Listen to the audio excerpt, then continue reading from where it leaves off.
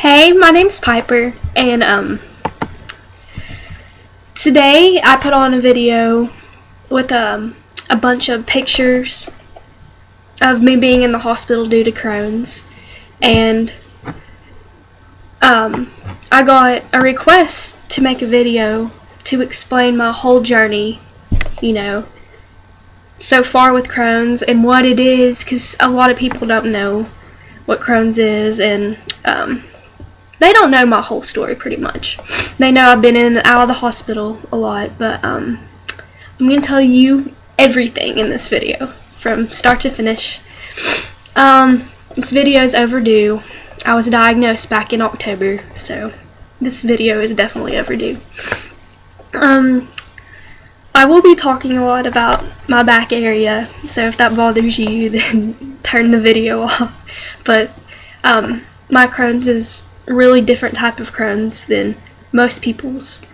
Most people have stomach pain and a lot of stomach issues, and I have a lot of rectal issues, so my Crohn's is definitely unique. Crohn's is an autoimmune disease where your immune system pretty much attacks itself and goes into overdrive, and that causes inflammation in your intestines and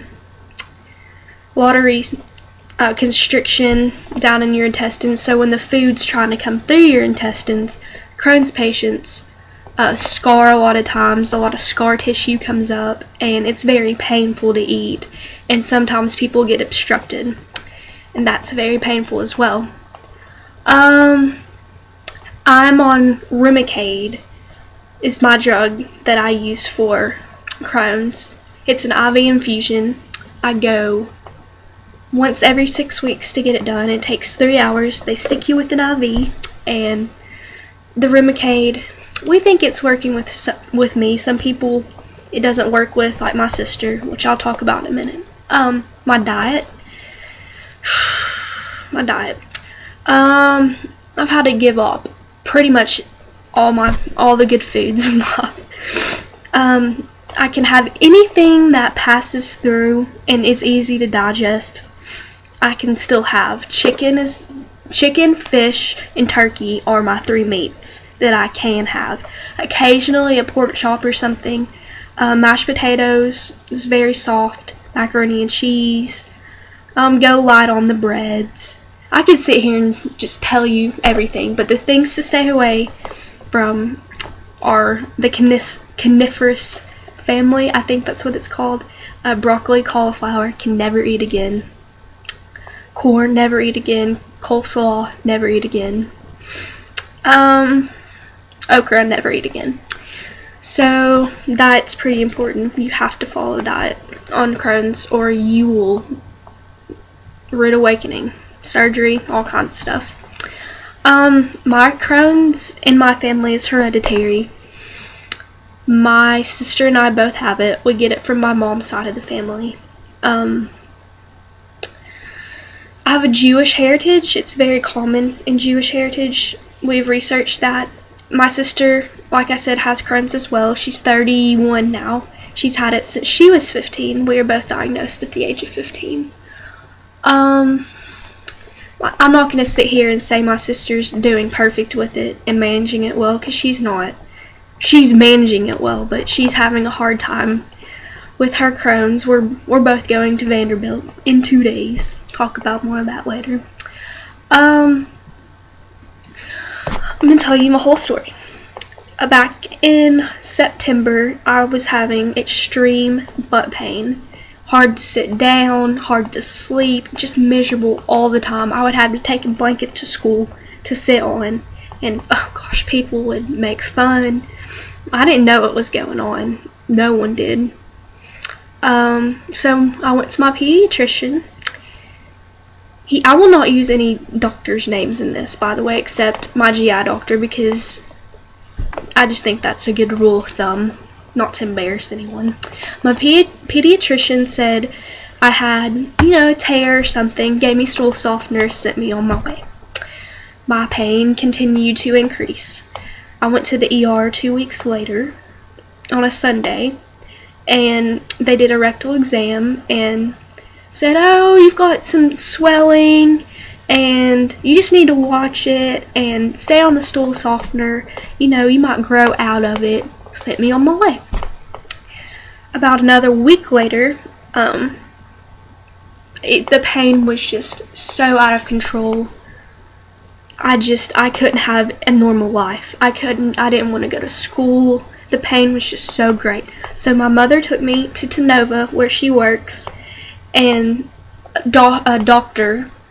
a surgeon, put me to sleep under anesthesia, looked up in my rectum, and said I had maybe a fissure, a tear. She injected Botox into the tear, into the what she thought was the tear. Oh Lord. I woke up from surgery. The first 2 days were great until I had a bowel movement. And after that bowel movement, my life was, hell. It was hell. I would get up in the mornings. I wasn't going to school at this time because the pain was too great. And I would hyperventilate. The pain was so bad. So my mom went back to the surgeon and said, she's worse. And what should we do? She goes, you should go to a GI doctor. I can do nothing more with her. I'm an adult doctor. I'm an adult surgeon. Take her onto the pediatric GI. Walked into the GI's office, laid down. He took one look at my butt. This is Dr. Altwell. He's my GI. He's great. Took one look at my butt and said, she has a huge abscess in her butt. Admit her immediately. Start TPN, lipids, PICC line. We're doing a colonoscopy. That was my first hospitalization. That lasted 9 days. Couldn't eat for 9 days. They diagnosed me with Crohn's. We all expected it after Dr. Altwell said, well, she has a sister, so let's add 2 and 2 together here. She has a sister with Crohn's, so let's add those 2 together. Did the colonoscopy. That showed up positive. I had a lot of ulcers in my colon and lower intestines and stuff, so definitely diagnosed me with Crohn's. Changed that day for my life has changed forever. Anyways, they drained the abscess, started eating again, went home, came back. I got this thing in my mouth called thrush, and it's where your tongue turns black. It's from all the antibiotics they had me on. And I came back into the GI. This is after I've gone home. Came back in. This was 3 days after I was let go from the hospital. And they just looked at my butt, you know. I was there for thrush, but they did an exam just to see how I was doing. They said, oh, you don't look so good. You might be growing your abscess back. So they threw me back in the hospital. They did a CAT scan. I was there one night, sent me home the next day. Okay. 2 to 3 weeks later, I was hurting even worse. So, came back to the surgeon. They put me to sleep again. Looked up in there. I got a doctor, a good doctor this time. His name's Dr. Angel. He looked up in there and said, oh, she's got a fluid collection. So, my abscess was back, my fluid collection was back. He cauterized my fistula, and, oh, I forgot to tell you what a fistula was. A fistula is, it's like an abscess, but it tunnels. Dr. Angel said that my fistula had tunneled. He stuck his finger in it, and he said he couldn't find the end of it. He probed around there, said it had tunneled so far into my left cheek, he couldn't find the end of it. So he cauterized the fistula to try to stop the growth and packed it, put packing up in there. And the pain was so bad from the packing that I had to stay at Children's for 4 days to get my pain under control. Then I went home, And then Dr. Angel said I would have to come back once a week for 8 weeks to change the packing. Take the old out, put new in. That was once a week for 8 weeks. Well, I had one packing change, and then I came home, of course, and I started having intestinal pain. Bad. My stomach, it was just going nuts. At first we thought I had food poisoning, but these pains, I thought I was dying. My butt never hurt as bad as my stomach did. So we went to Children's. They admitted me. They thought I had an obstruction, which means no food can pass through, and everything you digest and ingest stays blocked. You cannot pass anything through. But we knew it wasn't an obstruction because I was having stool, and you don't have stool when you're obstructed or badly obstructed. So Dr. Angel came to see me. I had the crampy pain, but he came just to see how my butt was. He looked and he said, "Your packing's almost out. Like, I know how much I put in, and half of it's out." Well, what had happened was I had vomiting from my intestinal pain, and every time I would vomit, that packing would come out, which is so gross. I'm so sorry if you have a weak stomach and you're listening to this, but we would cut it, like the excess, off, so all the packing was like pretty much out. He said, "Oh, we need to put you to sleep, and I'm just gonna go ahead and take the packing out." Or he was just gonna repack it, but when I was on the surgery table, "Mom, I'm doing a video! I'm doing a video!" Sorry. Anyways, he just went ahead and took all the packing out and said, "This is doing more harm than good." They put another PICC line in to feed me with because of my belly pain. So, came out of surgery packing free, because packing hurts. It really hurts to have inside of you. Anyways, came out of surgery, stayed in the hospital 8 more days. Came home. As soon as I came home, what Dr. Angel had done was stitch me up. Where he packed and repacked, he had stitched all that up with 3 big stitches. Well, I never really stopped bleeding after I came home when I stooled. Well, one day, I woke up at 3 o'clock in the morning, and I was covered in blood. This whole bed, all sheets, pants, everything was just blood. And I went and woke my mom up, and I said, "Mom, come look at me." She looked at my butt and said, "You're oozing, like where your stitches are gone." My stitches had broken. We went to the ER. They examined me, and we just wanted to go ahead and go to Vanderbilt because obviously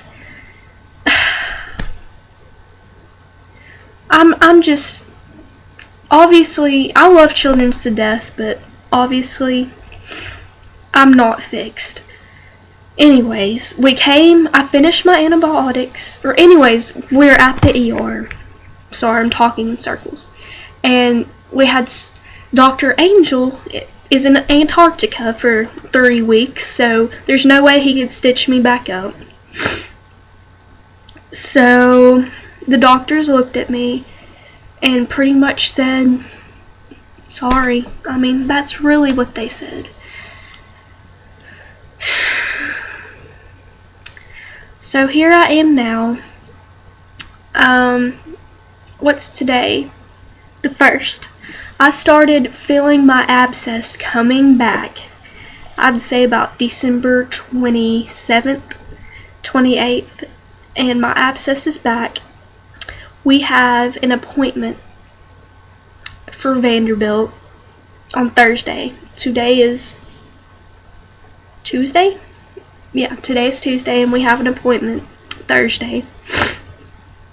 And what I'm thinking is they're gonna admit me there and hopefully drain this abscess again, because we need a different opinion, because obviously my abscess keeps coming back and we just need this fixed, because having an abscess inside you is never good, and it's painful. It hurts to sit down right now, but I've learned to deal with the pain. I'm immune now to my butt pain. Here's what we're thinking. After we drain the abscess at Vanderbilt, put me on a feeding tube, which is called TPN. That's my intake. That's my food. Staying on that for months until this is healed down here, because why it keeps coming back is when I pass stool through, it reinfects down there. It's a dirty area. For everyone, it's hard to heal down there because it's germy. It's where all your waste goes, so it's hard to heal. So I'll come back to Knoxville and maybe have a little backpack I'll carry on me with my TPN feeding me. I don't know if you can see my incisions where I've had PICC lines, but what a PICC line is instead of an IV, it's a bigger tube, and it goes all the way to your heart, and they can feed you through it. They can give you anything through it. So school, probably be homebound next semester because I'm not well. I can't sit on my bottom for 8 hours a day at school. There's no way in heck. I can lay on my side. I'll have my TPN maybe. We don't know what the doctors are gonna do. That's just an idea. That's the smart idea. Not eating is the hardest thing about going in the hospital. Yeah, being stuck with needles sucks. I'm needle phobic. I've gotten over it. But not eating is the hardest by far. I spent a total of 29 days in the hospital since October. And